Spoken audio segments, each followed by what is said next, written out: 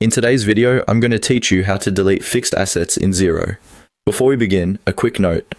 Deleting a fixed asset is permanent, so it's a good idea to double check that you really want to remove it and that it's not needed for your records or reporting. If you're unsure, you might want to export or screenshot the asset details first, just so you have a reference. Let's get started inside Xero. From your Xero dashboard, look towards the top of the screen for the main navigation menu. Find the option labeled Accounting. Go ahead and click on Accounting.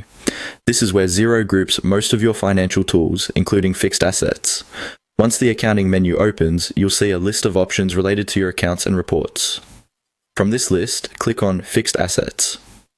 This will take you to the Fixed Assets section, where you can view and manage all the assets that have been set up in your organization. In the Fixed Assets area, you'll notice different tabs or filters such as Draft, Registered, and possibly others, depending on your setup. To delete an asset that's already been fully set up, make sure you're looking at the Registered tab. Click on Registered so that Xero shows you the list of all assets that are currently registered. Now find the specific asset you want to delete. You can scroll through the list or use any filters or search options available to narrow it down.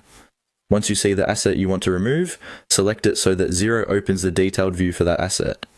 On the Assets Detail page, look towards the top right area of the screen.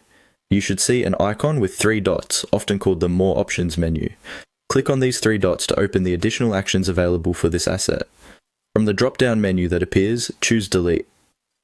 When you click Delete the first time, Xero will usually ask you to confirm that you really want to do this, because it can't be undone.